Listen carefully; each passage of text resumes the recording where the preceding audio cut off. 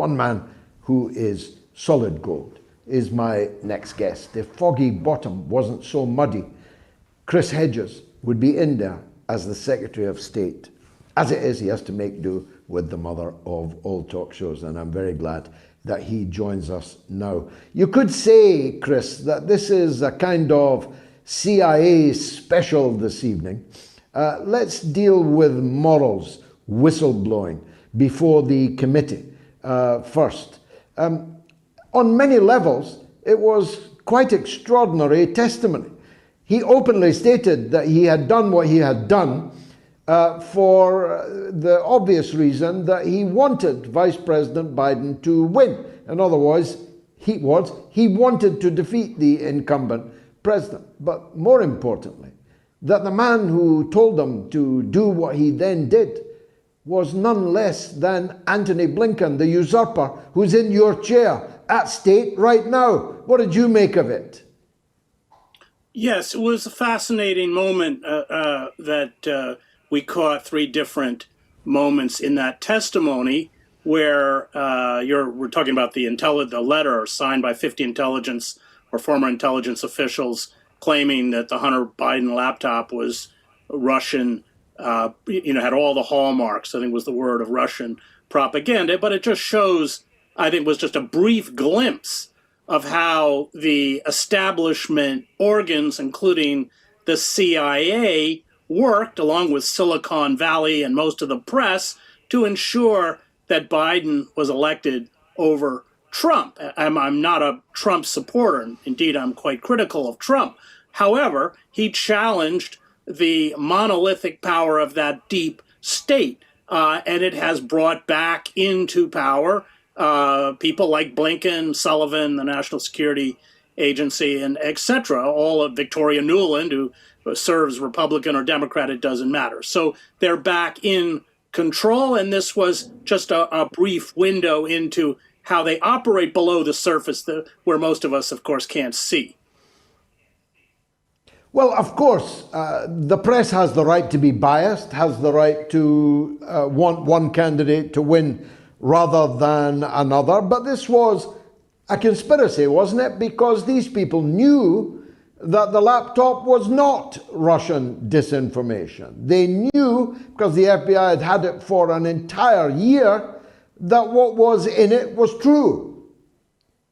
Well, and they also knew that Trump wasn't a Russian agent. It's lie upon lie upon lie, which began almost immediately when Trump was elected. And this was just one more example of how the public was being spun.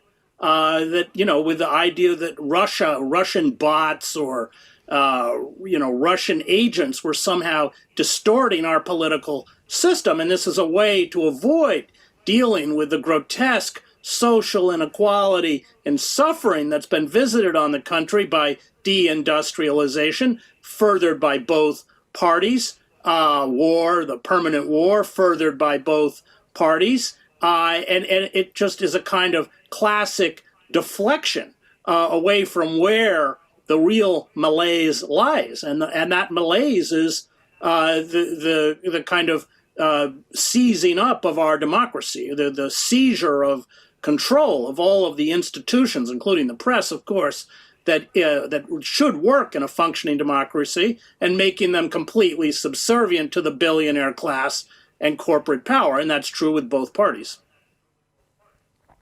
But the CIA, I mentioned in my introduction my early 18-year-old meeting with Philip Agee, the runaway CIA agent, whistleblower we'd now call him, who persuaded me, if I needed persuading, that this was an agency out of control, who probably murdered the Republic itself on the 22nd of November 1963 in the murder most foul, and went on to commit a whole series of murders, assassinations, coups d'etats, ballot rigging around the world, and so on. Surely someone is capable, or at least willing, to try and bring this hydra-headed monster under control. This is St. George's Day. St. George slew the dragons. Who will slay the dragon of the CIA? Well, they're unaccountable and uncontrollable. The CIA always functioned as both an intelligence gathering arm and a clandestine paramilitary force. It's now primarily a clandestine paramilitary force that engages in torture and black ops and runs black sites around the globe. And people within the centers of power that attempt to confront them are dealt with very ruthlessly. If you go back and remember, Feinstein tried to do the report on torture, and even she came out quite ashen in that final press conference because all of her computers were hacked. They denied the information. They carried out all sorts of threats. So to take on this institution I don't have a theory on who killed JFK, but there are some very serious questions, including, of course, putting Alan Dulles, who was a psychopath and hated Kennedy, on the Warren Commission. I mean, I think there's certainly it's a legitimate question as to whether the CIA was involved in the murder of Kennedy. And not just Kennedy, but all sorts of CIA officials throughout the years who attempted to speak out, including carrying out experiments on other CIA officials, giving them hallucinogenic drugs, running all sorts of black ops, going back to the 50s. Steve Kinzer wrote a very good book about this called Poisoner in Chief, carrying out mind control experiments at McGill universities where people were reduced to kind of babbling idiots in fetal positions. I mean, the whole kind of sophistication or professionalization, the engineering of torture, of all of this came out of the CIA. These are all tools that they use. So it is part of the kind of corporate coup d'etat because, of course, the military-industrial complex, I would say, owns the CIA, which Bobby Kennedy Jr. in his announcement for his presidential run quite correctly pointed out. We'll come to him in a minute. What did you think of the Grey Zone's breaking news about further evidence, let's say further evidence, perhaps not yet conclusive, that the CIA was running at least two of the hijackers on 9/11 that brought devastation, not just to New York City, but to, in the end, the whole world? Well, these are the hijackers there were these hijackers out in California that were clearly being supported. They were getting Saudi money. They were clearly getting Saudi protection, Saudi help. To what extent was the Saudi intelligence service working with the American intelligence service? They have a very close relationship, like the Israelis. These are all legitimate questions because there was very, very heavy Saudi involvement, without question. And not just in terms of the fact that I think it was 11 of the 19 were Saudis, but that they were funded, supported, and protected by the Saudis. I covered Al-Qaeda. I covered after 9/11. I covered all of the hijackers, everything they did. That is a fact. Where it goes beyond that, I don't know. But those questions, again, deserve to be raised and answered. Let's turn to Bobby Kennedy. Call me sentimental, call me a Catholic, but I have a very soft spot for the Kennedy families, particularly those that were slain. And so I'm hoping against hope that, first of all, Robert Kennedy Jr. survives this campaign, but secondly, that he wins it. What are his chances? How has he started, in your view? Well, I listened to his announcement, which I thought was good, but then go back and read the press reports of the announcement, including in the New York Times. It was a savage kind of attack on character assassination of Kennedy, what they do is focus on the vaccine issue to attempt to paint him as a nut. I mean, the whole New York Times article, that's all they talked about. He talked about many other things, the environment, permanent war, the corporate seizure of government power. These were all in his, and those were all ignored. So one, you'll have the press working day and night to the mainstream press, the establishment press, legacy press, to destroy him. That they've already begun. He's also has constrained, I think, by running as a Democrat. He has to sign a loyalty oath, as Bernie Sanders did to the Democratic Party. So what happens if once again the Democratic National Committee, as they did with Sanders, rig the primaries to put Biden in power? Biden isn't going to do it, and have announced, by the way, the Biden administration and the Democratic Party said they will do no debates. And the Democratic National Committee has already come out and endorsed Biden. So he's going to have the Democratic Party establishment against him. The press is going to paint him as a kind of kook, a figure of ridicule. Dennis Kucinich announced his. Dennis is a good friend of mine. I like Dennis very much and admire him. But they did the same thing to Dennis, and so it's going to be a real battle. And the question is, if he's not the nominee, does he then do what Sanders did, which is essentially tell those people who supported him that they should vote for Biden? I hope we don't go down that black hole again. What's that great line from Samuel Johnson, the triumph of hope over experience? We've seen twice now in the Sanders campaign how vicious and underhanded the Democratic National Committee is. And remember, Biden is a very weak candidate. He's polling neck and neck. In some polls, Trump is ahead. He clearly has cognitive issues. The things he reads off his teleprompter, he just keeps reading, turn right, turn left, this kind of stuff. He's clearly not all there. And so they know they have an extremely weak candidate that they're going to put forward. And so I think the tactics will be, brutal and ruthless, perhaps even more ruthless than when Sanders was running. And if Bobby gets any traction, all of those forces are going to conspire against him. It's not either or, though, is it? You can run for the Democratic nomination and then announce a third-party candidature. You can if you violate the loyalty oath. Remember, Trump refused to take the loyalty oath, which is probably what Kennedy should do. And maybe he will do that, but that would be the right tactic.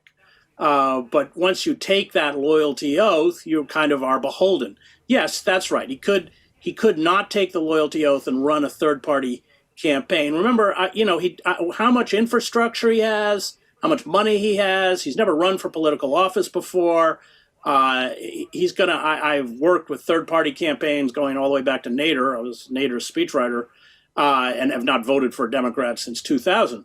But I've seen how effective they are in marginalizing, discrediting, and silencing third parties. Howie Hawkins, who's a great labor organizer, was completely blanked out. He got less, he got less focus or less attention than Jill Stein. I mean, Jill Stein largely got attention because they were demonized her, like they did as they demonized Nader. Yeah. So he's running into a buzzsaw.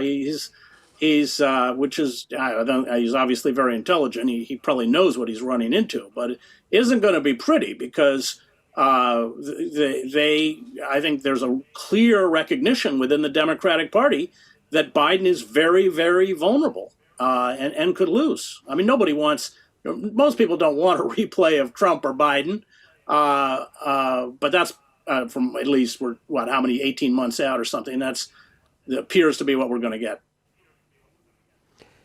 So that presupposes that no one else. What about if Kennedy's candidature proves to be a stalking horse for someone else to enter the race? Because there cannot be a Democrat alive outside of the White House bedroom who thinks that Joe Biden can survive another bruising election campaign, avoiding everyone, avoiding debate, and then serving 4 years. I mean, at the end of 4 years, how much will he drool at the end of another 4-year term? Mightn't there be a third candidate?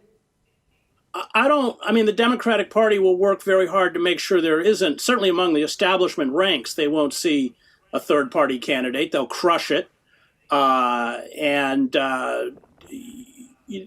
This is what, of course, Obama's role was essentially to shut out all the other candidates to make sure that Biden, who at the initial, remember when Biden began the campaign, he had no traction at all. So they will intervene to pressure and push out candidates, certainly within the Democratic Party, that might challenge. I don't think we're going to see a lot of challenges because they can't afford it.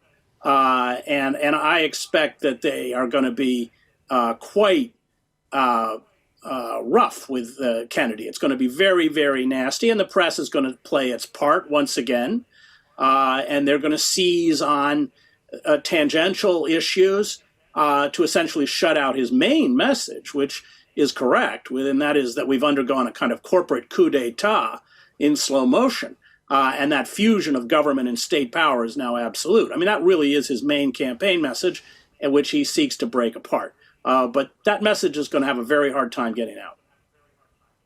I take all of those points, of course, especially coming from you, but that's what they tried to do with Donald Trump, and it didn't stop him winning. Yeah, but Trump played to a different constituency. That's the difference. So you have the Democratic liberal elites, educated liberal urban elites that essentially control the Democratic Party, and so what they are driven, of course, by fear of any disruption of this system. So they are going to get solidly behind Biden. This isn't an ideological battle. It's a battle where they are going to cling in every way they can to the privilege and power and position they have, both economic and political. That's the difference. Whereas Trump was appealing to the disenfranchised, legitimately disenfranchised, those through deindustrialization and the slashing of austerity, or slashing of social programs, austerity, destruction of welfare, when 70% of the original recipients on welfare, this was done by Clinton, by the way, were children. So it's a different constituency, and Trump gives expression to that, I would call it legitimate rage on the part of the disenfranchised. That is not the power center of the Democratic Party. Trump will be hoping that Kennedy runs as a third-party candidate, won't he? Because at the very least, he's going to take some votes, maybe a lot of votes, from Joe Biden. Yeah, that would be... I think if he runs as a third-party candidate, he's obviously a far more attractive candidate than Joe Biden, and splitting that vote, which is already it's already virtually even, would be devastating to the Biden campaign. Which is why, of course, they will be so virulent about trying to bring down Kennedy as quickly as they can. Chris Hedges, as always, you're a gentleman and a scholar. Thanks for joining us on the Mother of All Talk Shows.